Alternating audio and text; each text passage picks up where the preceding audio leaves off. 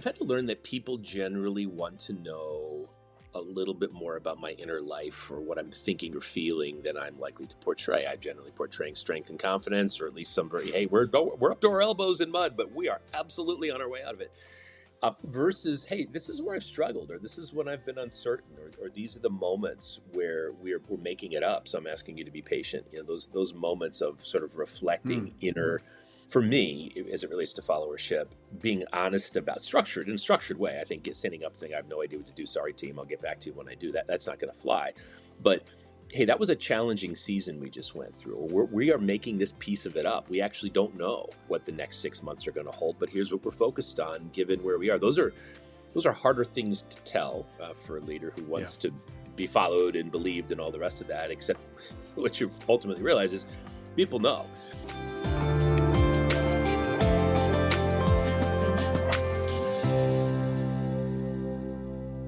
Today's Stepwise guest is Dr. Matt Brubaker, a dear friend, longtime colleague, partner of mine for many years. I'm thrilled that Matt has agreed to join us. Today's version is not a short form. It's a little bit longer, close to an hour, but it's a packed hour.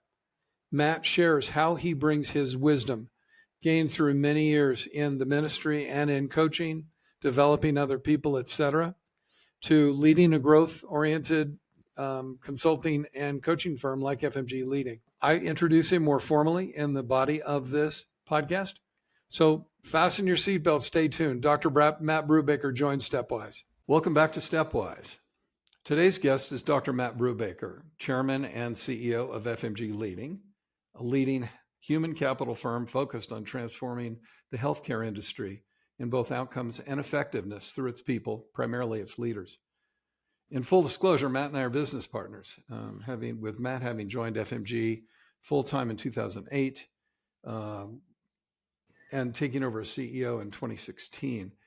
And our connection point goes back even further than that to our doctoral studies days at Pepperdine University in around 2004-ish. Matt and I share a deeply held set of values around service to others and learning and betterment of others that drew us together fairly quickly. His professional CV is quite impressive. I'm going to read here a little bit so I don't mess this up. Throughout his professional career, Matt has coached and advised high-performing executives, investors, and their organizations in a variety of capacities, including executive development, high-profile succession planning, growth strategy, and organizational assessment and change. Matt's worked with dozens of clients, including some iconic ones, CNN, Deloitte, Mass General, Optum, Team Health, MTS Partners, etc., Light Bay Capital, Children's Hospital of Philadelphia, Microsoft, Chevron, DaVita, SCA Health, Vail Resorts. And in his spare time, Matt is also board chairman of Big Sky Bravery. It's a really important nonprofit in Bozeman, where I live. It's dedicated to special forces operators. And he's an operating partner at Windrose Health Investors and serves on several other boards. And he and his wife, Rachel, and son, Teddy, live on a working sheep farm in suburban Philly. How'd I do, Matt? You got it. All you right. got it. Excellent. Welcome. This has been a long time coming, and I appreciate you spending a little time here. Likewise. Great to be here. Wish I was in Bozeman, but this is the next best thing, I guess. We'll get you out here as soon as we can. Matt, you are a person that I know not only as a great leader, but somebody that leads from a real basis of wisdom, fullness, sanctity of people, concern for others, that sort of stuff. I'd love you to start by describing the foundations of your base of wisdom. How did you come to be that person and that leader that you are? That's a small question there. It's a light start with the, how about what's your favorite color or something? That's right. How about those Phillies? Exactly. It's a great question. My story probably has to start with the grandparents and the parents who invested in me when I was young. And there's a component of understanding my view on leadership that also connects to my faith system, the way I've been raised, in the way I've sort of oriented my life around a sense of calling. And so being raised in a very religious home, my first path out of high school was into the ministry. So I studied theology and psychology in the 90s. It's hard to believe I would have graduated college 30 something years ago.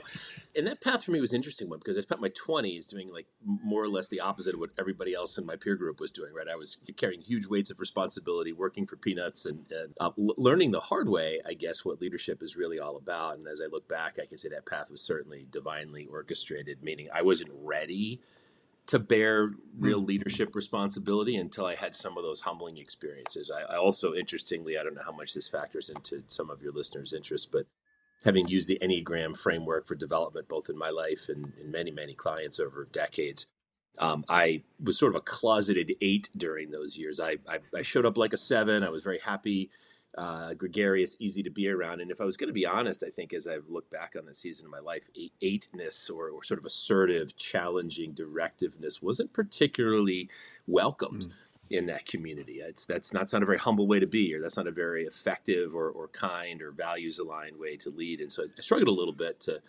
recognize that sometimes it's easier just to sort of admit, hey, give me a chance at running this. I'd probably be better at it. So my 20s were interesting. I learned a lot about leading in crisis and found my way after a couple of years in a congregational leadership role into my first consulting gig, which was helping churches in crisis through various transformations and transitions. And so looking back on that, it was a brilliant way to learn leadership. It was a brilliant way to get into the thick of human systems that weren't working very well. It was a terrible way to feed my family. In terms of think about where the least lucrative potential consulting dollars would be located, it's probably there. In terms of churches that are about to split. Having said that, though, there's not a lot of other places where a 26, 27, 28-year-old young man is going to be given the opportunity to dig in and lead and be tested.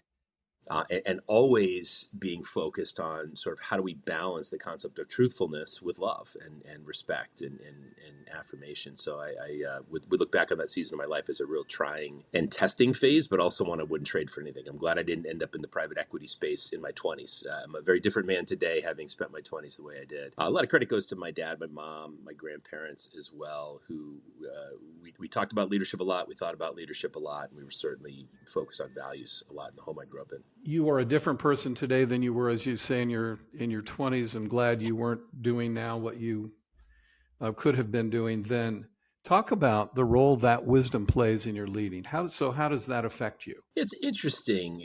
I've reflected on it over the years, and I probably, if I'm going to be honest, I go through phases of burnout. I mean, the soul work, the spiritual work, the engaging, both in my own and in my clients' lives, comes with a cost. You're taxed after digging that deep and really living at that level of introspection. But I will say that when I'm at my best and when I'm doing work I love the most, there's always a spirit, whatever you want to call it. Not everybody's comfortable with the language of spirituality. In fact, a lot of people have a sort of violence towards their, what I call the first language of the soul. I was raised in a certain way and taught to believe certain things, which I've now rejected, and therefore I wholesale reject the concept of spirituality quickly, rather than a more generous recognition that somewhere along the way I learned that I had a soul. So I find myself just tuned into that frequency when I'm watching a leader struggle, or when I'm engaging even with some of the things on our team or in my own life, and say, what is it about this person's worldview and their kind of cosmology that's influencing the way they're showing up right now? Do they believe there's something good at the center of the universe that holds it all together? Are they living in fear? Are they living sort of in a resignation? And I'm not saying there's always a breakthrough, but very frequently there's some deeply held belief that guides leaders through challenging times. And the ones I've worked with whom for whom I have the greatest amount of respect are the ones who've done that work, are the ones who can say, this is what I stand for, this is what's more eternal than this job. That's a hard thing for a lot of people to even admit. Well, something matters more than this job. Well, there's the obligatory my wife and kids, or my husband and family. But beyond that, I think it's pretty rare in our line of work to have someone look you in the eyes and say, something matters more than this job and what my stakeholders in this role want from me. And paradoxically, in my experience, that has made the better leaders. Matt, I'm struck by something you said. We just came off of a shared experience last week at our FMG Leading annual meeting. We had all of our team, or much of our team there. And the people that I spoke to share that same stress that you referred to, that you called, various stages of burnout.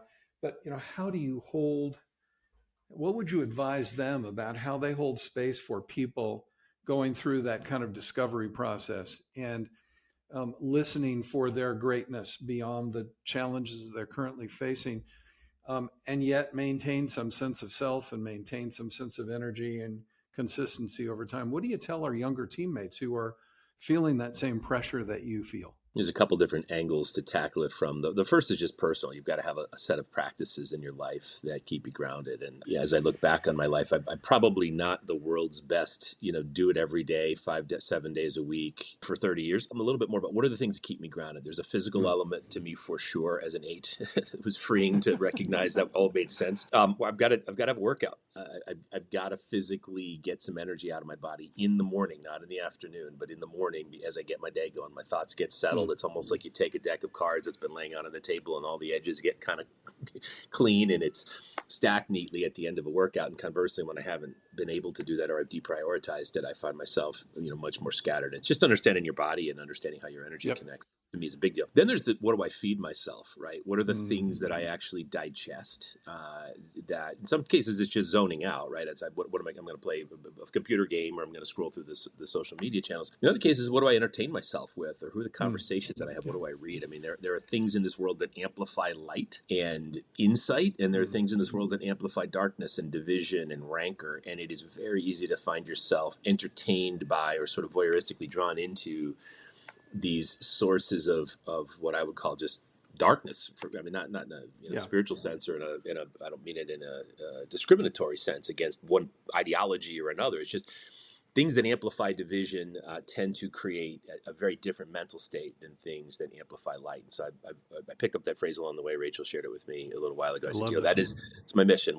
How do I digest? And then in our home and for Teddy, what are the things that we're choosing that amplify light, even the stories that we tell? So that's another important thing. What am I digesting? And then it's, how do I prepare myself to be with people? It's one thing to just, you can look at our calendars. I'm going back-to-back 30-minute calls most days. Sometimes there's a little 15 thrown in there just to keep it spicy. You have 27 interactions over the course of a 9 or 10-hour day. Recognizing there's a human being on the other end of that phone or the other end of that video screen who is intending to relate to me into a set of challenges, into a set of problems. Do I see them? Can I acknowledge them? Can I find an encounter of another human being in that call? Even if 90% of what we're talking about is very tactical. And so to me, those are the 3 disciplines. And then you just got to learn to say no. You got to learn to say, if this person isn't ready to do the work, I can't be working harder than they are. I sometimes use the 401k metaphor.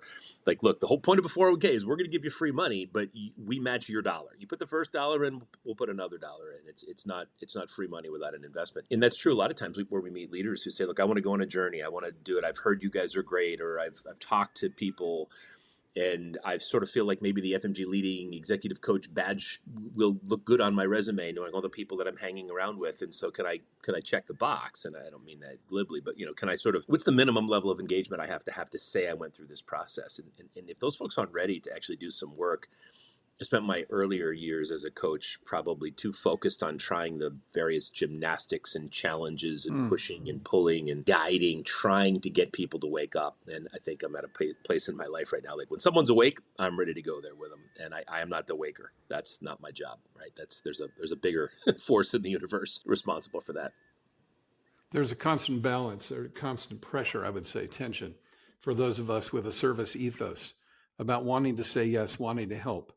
And needing to say no. And that's something that is learned over time, probably through some hard knocks and, failure stories and all of that stuff. It does bleed your energy in a big, big way. So yeah, thanks for that. I love the expression amplify light versus amplify darkness. I could have used that this morning. I was in a text chain with a family member who is quite bothered and still processing the events of the political events of this past week with the assassination or murder of Charlie Kirk, and who was whether you loved him or hated him, he was an important spokesperson for a whole generation of young people. That notion about amplify light, that's a very good description of how I choose to spend my time.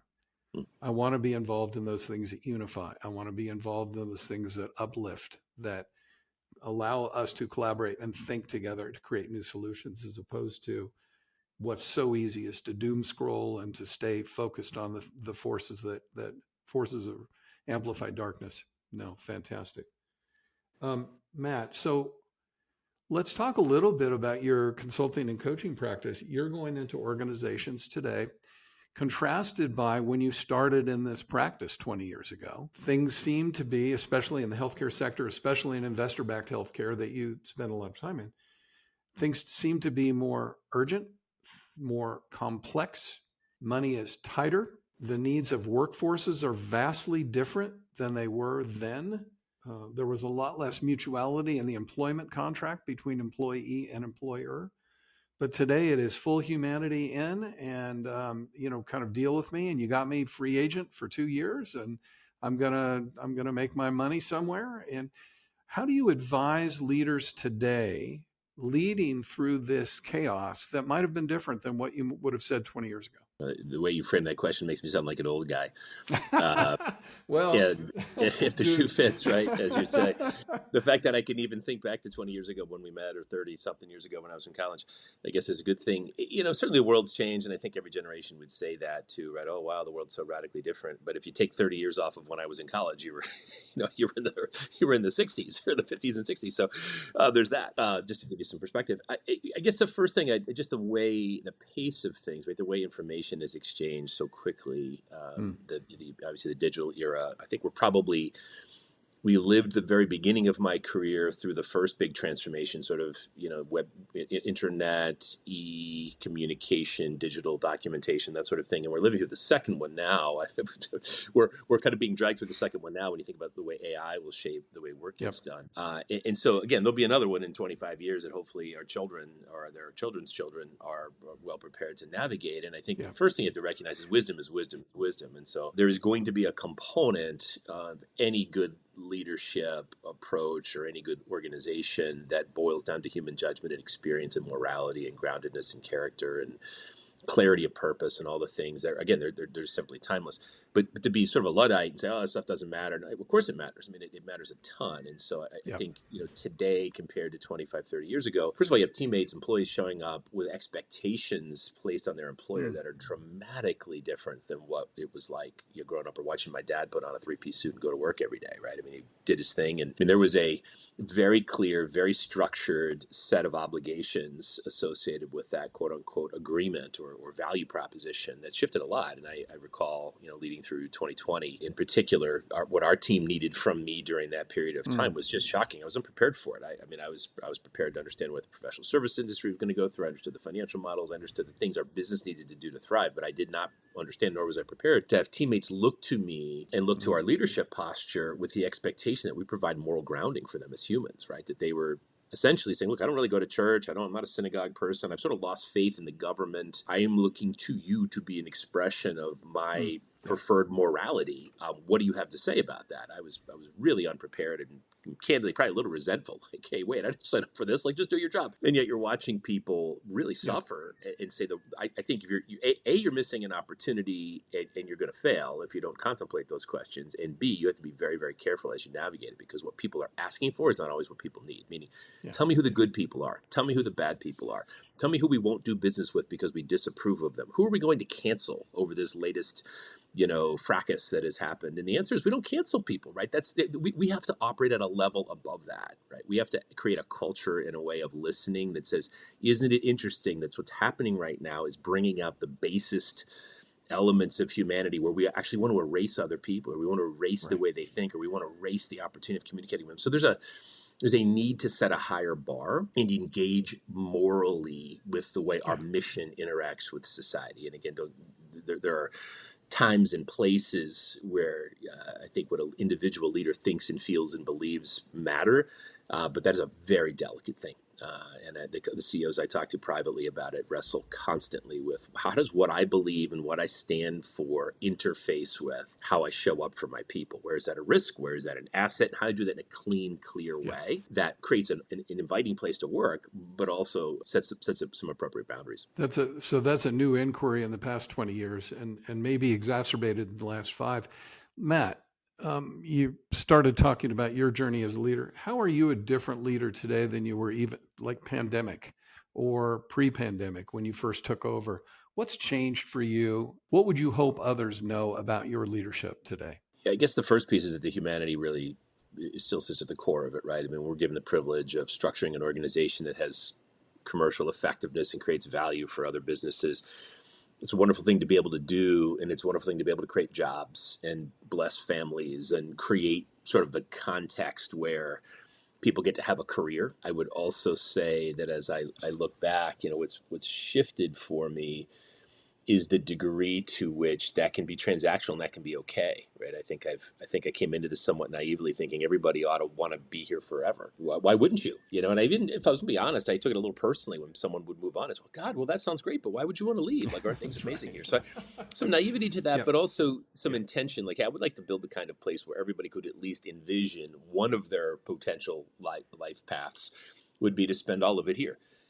I've also gotten, I think, more grounded in and am attempting to develop some process around the recognition that sometimes teammates need to move on in order to get what they need in order to come back, right? We've had several Yeah. teammates Yeah. leave FMG Leading, go work inside a client system, gain experience they were never going to gain here, come back more valuable to our clients as a result of that experience, and frankly, with a better earning potential for their families as a result of that. And so how do we get in front of it and say, look, if we're going to serve investor-backed healthcare, and all you've got is consulting experience and a couple of graduate degrees, maybe you need to go work in an investor-backed healthcare organization for a couple of years. And if you come back, great. So I've been paying more attention to that, and also recognizing that just from a talent perspective, if you can't build a healthy culture and you can't build a place where people can see themselves thriving, your value proposition really doesn't matter, and it's not very durable.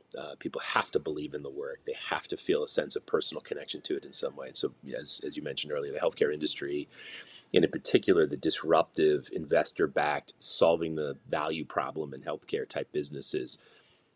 There's no politics involved. I mean, there's political nuances there, but at the end of the day, right, left, middle, those issues are very easy to line up behind. So I think we've been focused in the right direction over these last couple of years.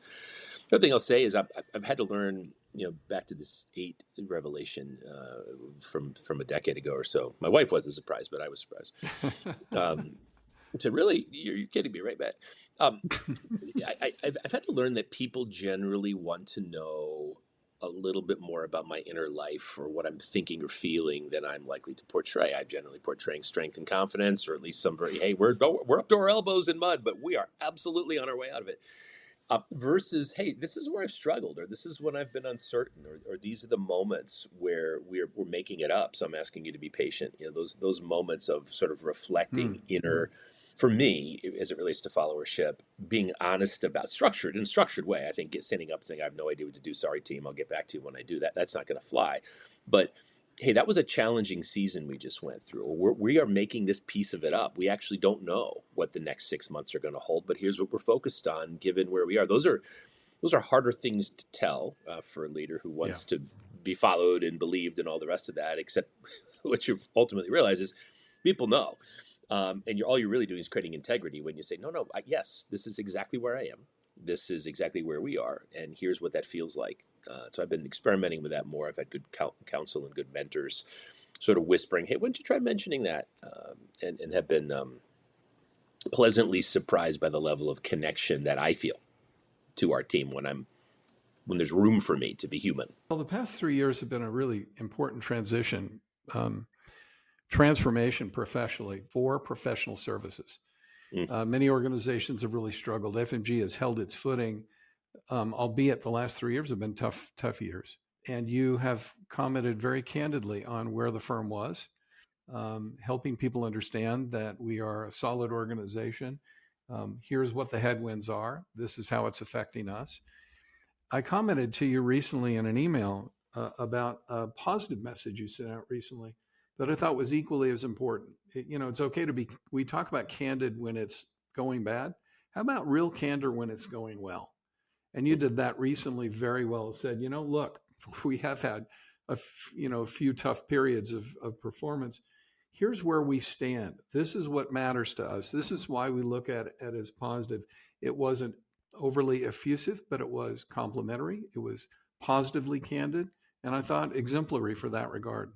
Or in that regard. Yeah, it is also recognizing that the more you communicate, the more people want you to communicate, right? So I think that you can invest time and talent and dollars and resources and structures around communication, and then people are going to say, hey, I'd like more communication. So part of it is recognizing, at least in the FMG Leading sense, as the firm scales, how do we create multiple conduits for communication that don't involve hearing from the CEO directly? And that's a new growth edge for me, right? It's sort of, we can still go back to when we could all sit around a table, or where we could all be in a room together. And we might be passing that milestone even as we speak, right? To a point where the firm, it doesn't make sense to, or it's not physically possible to get everybody in a room together, in which case empowering a leadership, not just a team, but a leadership ethos here that says, hey, my people manager knows and understands and appreciates what I'm concerned about. And hearing words from them are the same as hearing words from the CEO or from the founder or from the, the sort of the fearless leader.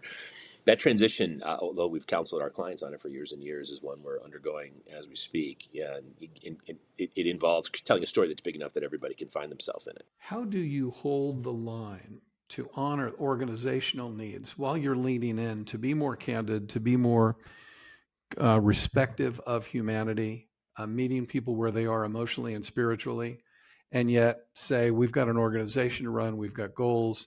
How do you balance those two? And question one. Question two is then, how do you advise other leaders that you're coaching to keep those things in balance? We often use the phrase sort of honoring humanity and engaging in high performance. And I think you kind of have to see them as two sides of a coin. You can't really have one without the other. You don't really get the luxury of continuing to be an organization if you can't perform at a relatively high level over a sustained period of time. And again, I just hold the belief that you're going to thrive. You're going to build sustainable value if you can find a way to honor the human beings who serve in your organization. And I'm not talking touchy-feely. I'm not talking, kind of woo-woo culture. I'm saying just humans who, whether that's a software or a technology business, or it's a kind of a frontline care delivery business, finding ways to say, how do these people see themselves in and engage with it? And so to me, you've got to have KPIs and dashboards and metrics, acknowledging both sides of it, certainly. But you've also got to build a leadership ethos that says our very best leaders get stuff done, and they get it done in a way that honors and engages and draws out the humanity.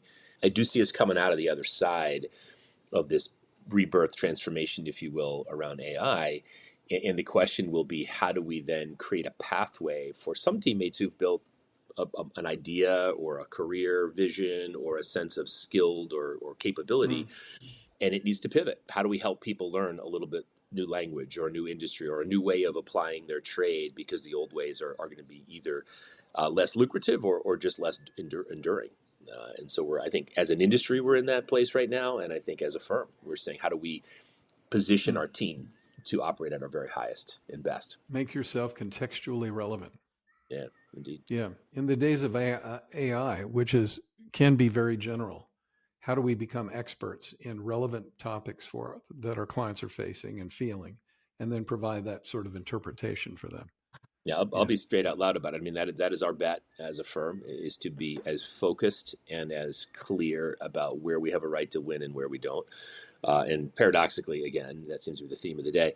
Every time we've done that, it's led to a season of significant growth, right? Every time we've sort of shed an element, whether that's an industry focus or an offer, to say we are more and more focused, we have been able to sustain growth simply because we know what we do and we know what we don't do. I mean, it's not like we're picking a niche when we say we're focused on the healthcare industry in the U.S. Right. It's the largest segment of the largest economy on the planet. And yet, the place where we play is, look, we know there's a cost problem. We know that we spend more than any of our peers, and we get less for that same dollar than any of our peers do.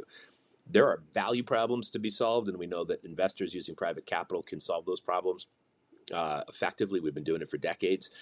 We're all in on how do we help those people scale those businesses, create those jobs, provide access to care, and shrink costs across the system in ways that make sense. And so to at least where we sit right now, it's a pretty clear expression of our mission.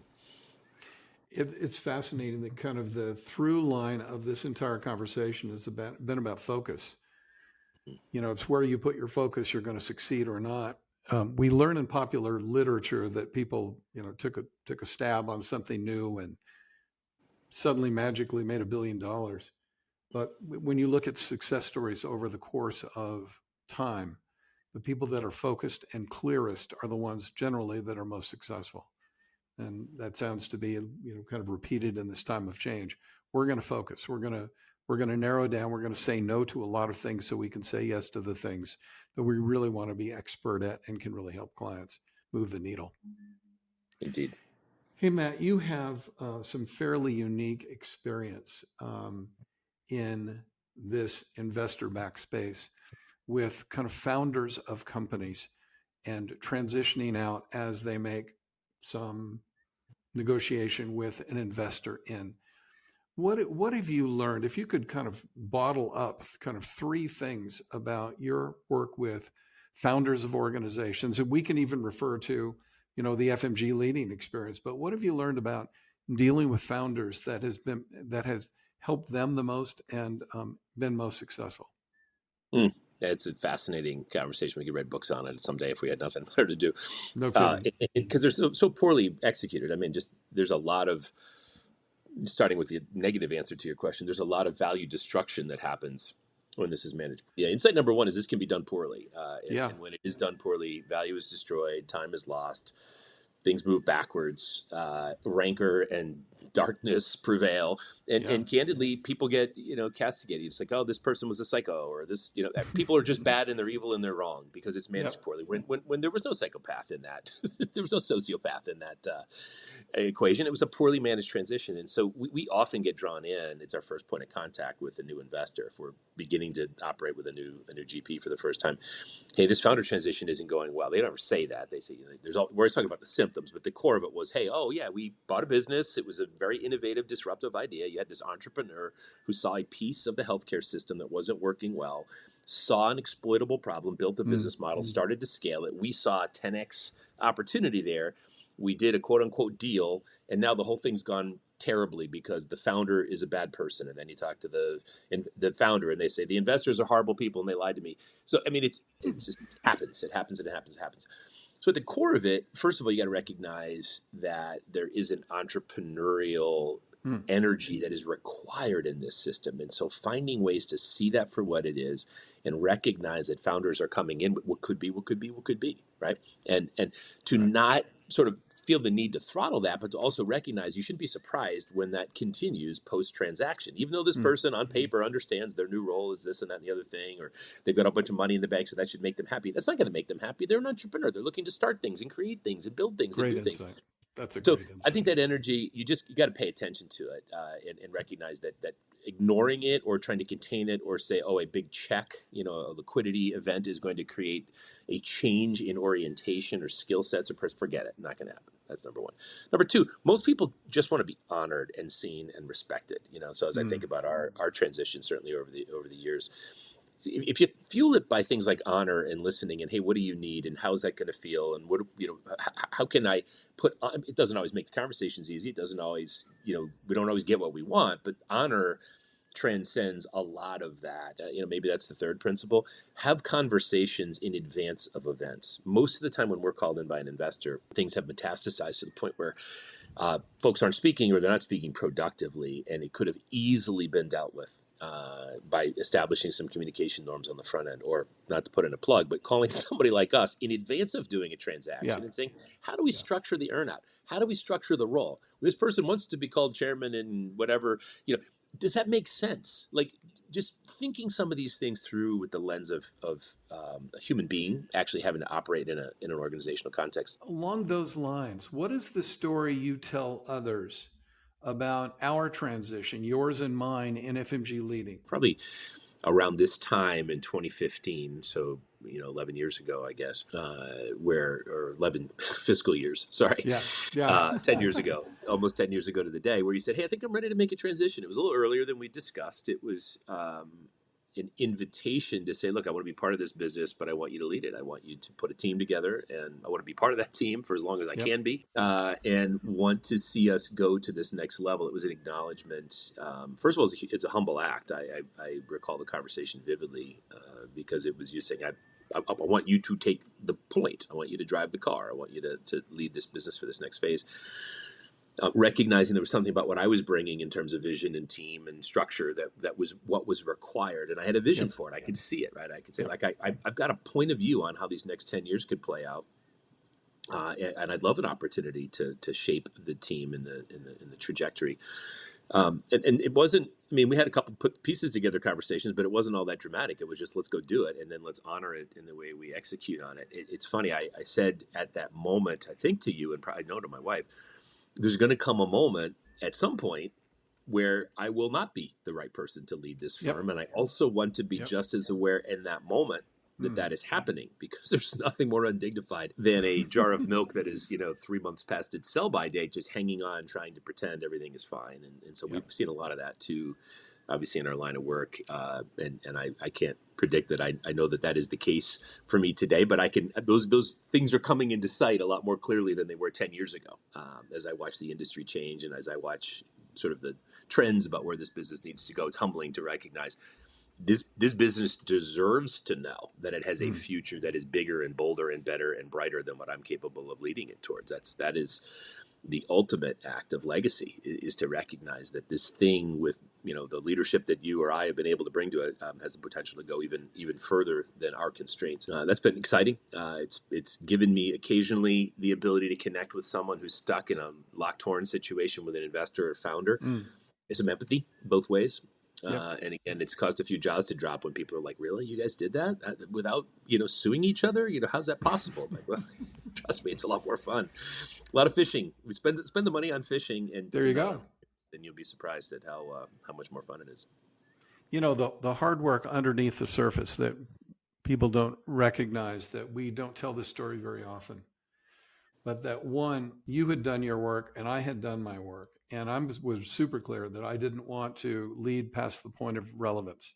And I felt like I was rapidly getting there. Second one was looked for you for a long time. So the idea of finding somebody with a similar value set that you could trust, that was smart enough, that had the personal charisma, that had the connectedness with others, and the ability that you could see forward to lead the firm that was a 10-year search. And then the third thing is, you and I worked together pretty diligently over a 5-year period of time for you to go into the bowels of FMG Leading and learn it piece by piece, from not, I'm an executive coach or I'm a consultant, but I am head of finance this year, and next year I'm head of ops, and next year I'm head of market development. And by the time that I called up and said, okay, I'm there, I know that I don't have the energy, the focus, the vision to lead this next 10 years. Are you ready? You'd have 5 years of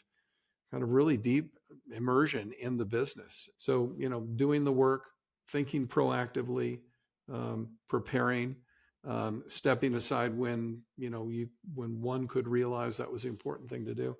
Those are all important things that, kind of we've learned together that make it an effective transition.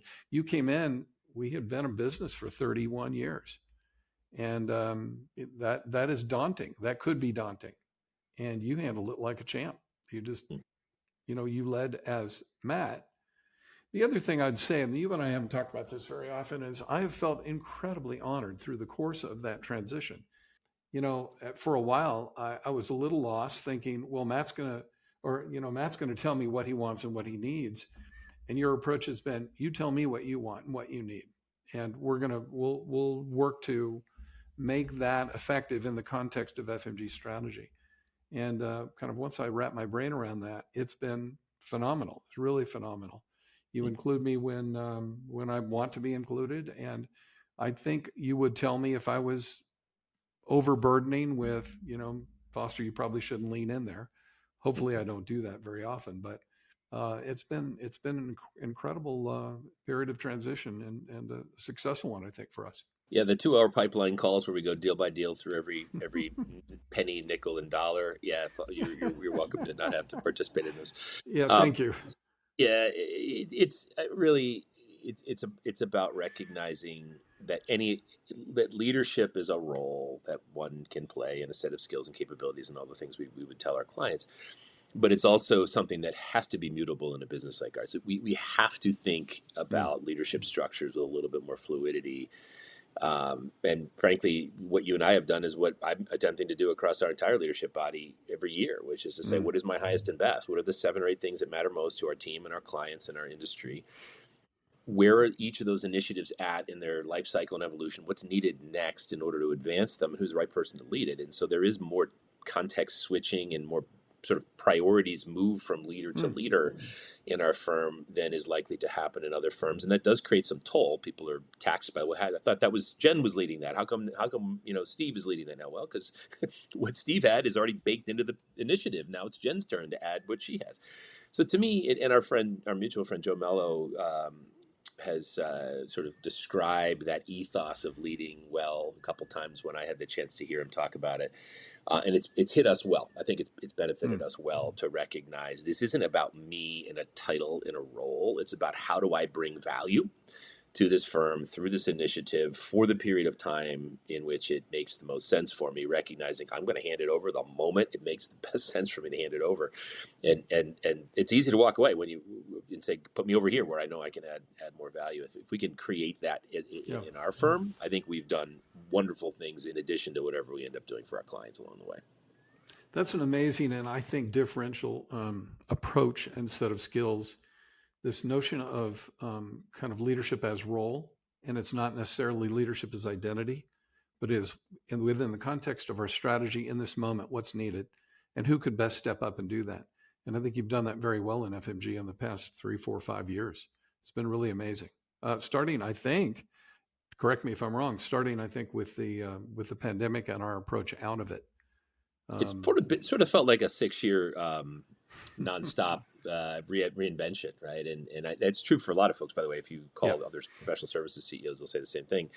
That's not comforting to a frontline teammate who's like, when are we just going to lock in a strategy and I can just put my head down and not have to think about it? And the answer is not yet. And I'm sorry if that's unsettling to folks who just want to know that there's a rule book somewhere. There's not a rule book. If I could just say, go copy XYZ company right now and we'd be fine, I would. That's not it. That's not where we are.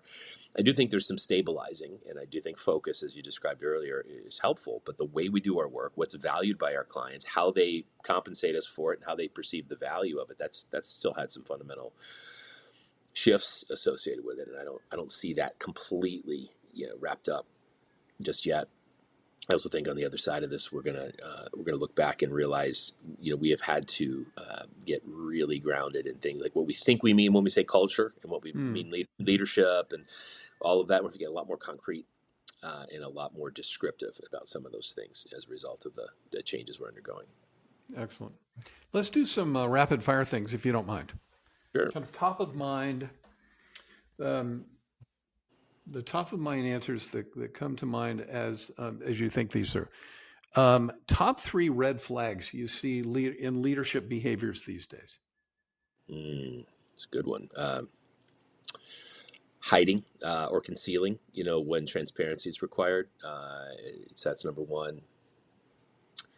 Number 2, attempting to hold in and retain, right? I need more on my plate. My value, my worth is established by how big of an organization or span of control I have, rather than recognizing that narrowing can be very good for both me and the organization.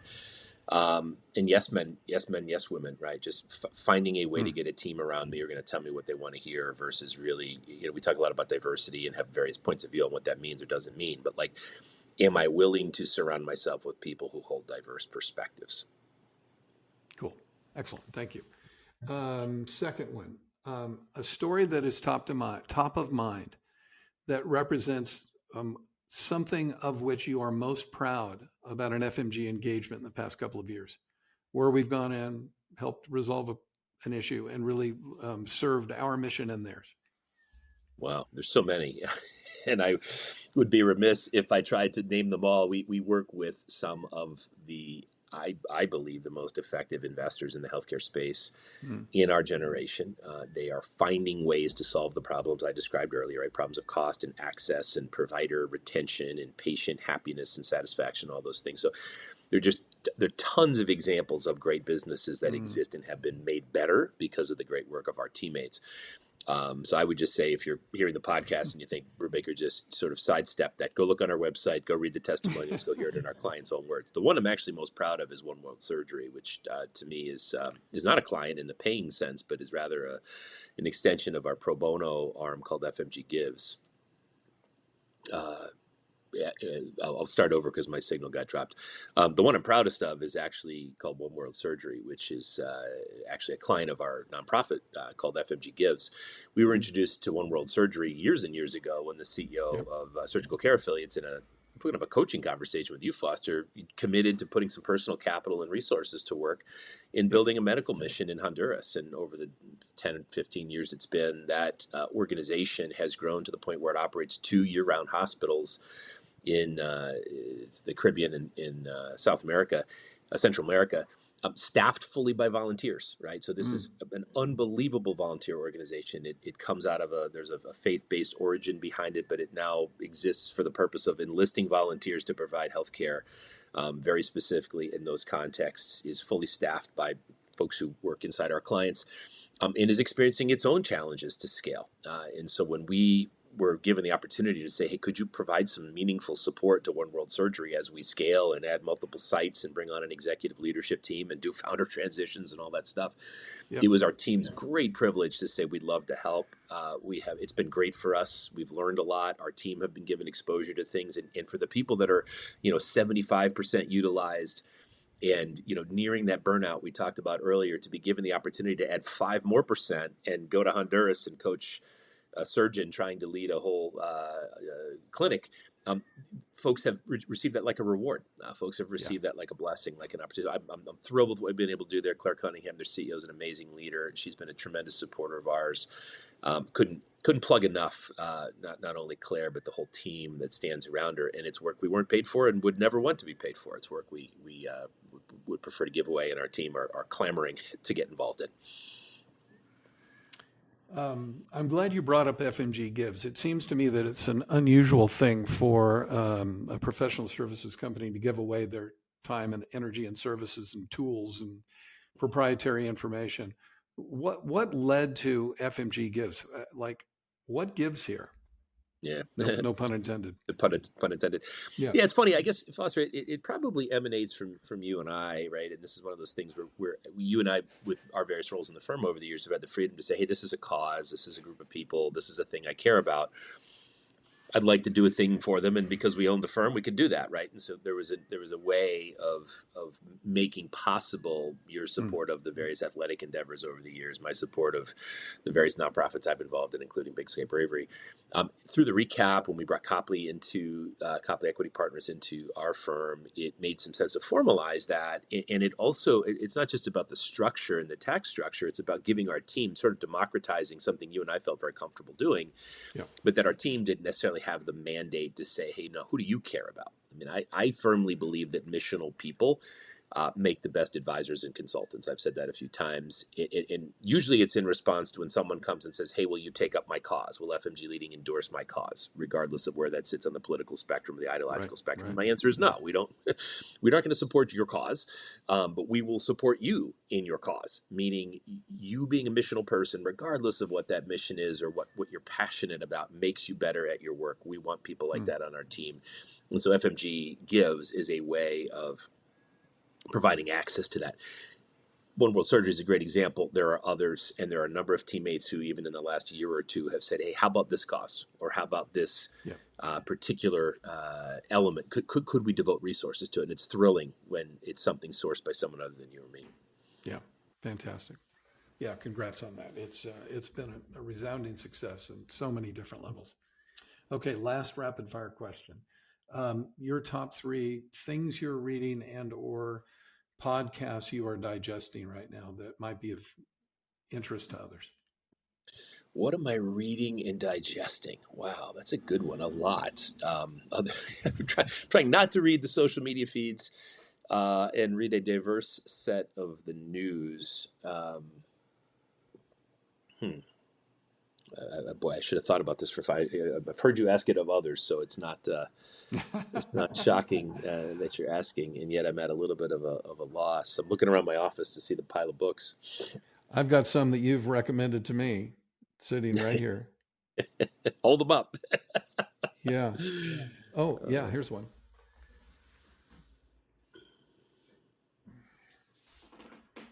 John O'Donohue. To bless the space between us. Yeah, that's a great important Matt Brubaker recommendation. there are several others. Let me see if I can find them in here. It's funny. I'll tell you what I'm actually, go back to the amplifying light comment. I mean, I Yeah. read business books, and there's a lot of business books are sort of ego plays and commercialization. How do we sell things, and how do we get, 5 more dysfunctions out there so we can sell another book, which is great, Patrick. By the way, I love your stuff. Quote me Yeah. all the time. But there's beyond that. What is amplifying light? So I think the real answer to your question is around those things that I can find that I can read with my kids, or I can share with, particularly with Teddy, still young enough to want to do bedtime stories. What are stories that describe heroism and character and difficult choices and kids transcending or humans transcending difficult situations that are also well written? I mean, a lot of the juvenile fiction is just poorly constructed. Like, you sit down and read a little C.S. Lewis with your kids, and you got to take a breath halfway through a sentence sometimes and diagram to make sure you understand how the verbs all fit together. But there's some magic in that, and so I've been paying attention to what does Teddy want to read. So stories of athletes and biographies and elements like that I've found are brilliant ways to wake up his young mind. The other thing I'd say is I've been reading high quality fiction in ways that I didn't when I was younger. Or I might have said I read the book in order to pass the class, but I didn't really read the book. I read East of Eden last summer. Really, really enjoyed that. Read Lonesome Dove recently. Boy. And man, the best. Just all the way through. And so this isn't highfalutin stuff, right? This isn't, the latest Simon Sinek. That's 20 years ago now. But to me, it's really, can you understand, human stories as woven by great writers, given my passion to understand and know people. So maybe that's my roundabout answer to your question is I'm most inspired by stories of people. By the way, have you read Winds of War? No. Okay, so Herman Wouk. Yeah. A classic. I rank that and Lonesome Dove kind of co-equals as two of the best things I've ever read. Oh, cool. I'm on it. Fabulous human interest story in the years leading up to and into World War II. But it's fantastically written. And Lonesome Dove, the best, kind of bromance adventure thing ever written. Just fabulous. And it ends in Montana. There is that. all roads lead into one, right? Well, who knows? We certainly think so. Hey, Matt, thank you. You've been incredible with your wisdom, your time, generosity of spirit. I've learned a lot. I always do when I sit and talk with you. We don't often get this opportunity. By the way, for listeners, Matt and I began coming to Montana in, I'm going to guess, 2013, 2012, something like that. And because Matt was living in Philly and I was living in LA, and we needed a chance to spend time together just like this, where we could think expansively and think about the future.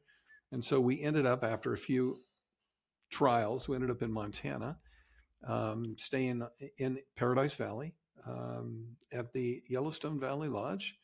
And my wife, Kathy, and I celebrated our 35th anniversary the other night by going back to the Yellowstone Valley Lodge as kind of our origin story in Montana and having a lovely meal there. So I was thinking about you a lot. And wonderful. It's been a wonderful partnership. I couldn't be more pleased. And thank you for today. This is, I'm glad the world can get a little bit more get them some Matt. So it's been super good. I appreciate it. Awesome. Thank you. Thank you, Matt. Hey, by the way, so we're going to stop there. Would you mind, I'm going to stop the recording. Would you mind staying on, keep your Riverside app open or whatever you're doing, because sometimes it takes a little bit of time to upload the high quality file, unless yours says it's 100% uploaded. It says 99% uploading in the upper right hand corner. And I'm at 81, so I'm going to stop here. But if you wouldn't mind just leaving it open for 5 or 10 minutes, and of course, if that works. All right, Matt. Thank you. So it actually records it on your screen. You get a low res recording here, but it uploads the high res thing to the cloud. Oh, that's cool. And, so it's recording whether it's connected or not, and then it correct. So those couple times when I blipped out, that'll go away. I think so. That's cool. So. Yeah, works out well. So thank you, man. All right, so I'll just leave it connected. Thank you. Have a great rest of your day. Thank you, Matt. See you. Right, take care.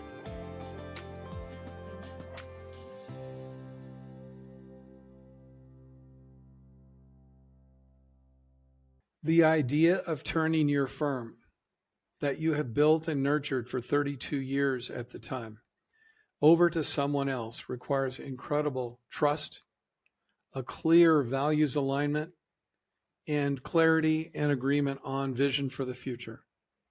Matt was that person for me. He also, coincidentally, helped me coin the phrase that you hear on this podcast all the time: set the table, invite cool people, magic happens. I hope you enjoyed the magic of Dr. Matt Brubaker. I sure did. I learned something from him every time we talk. Until next time, Stepwise. Thank you for listening to Stepwise. Stepwise is brought to you by Dr. Foster Mobley. Edited and promoted by Zetis. You can listen to more episodes wherever you stream podcasts. Find out more at fostermobleymt.com or follow us on social media at Foster Mobley. That's FOSTERMOBLEY. We look forward to having an inspiring conversation with you soon.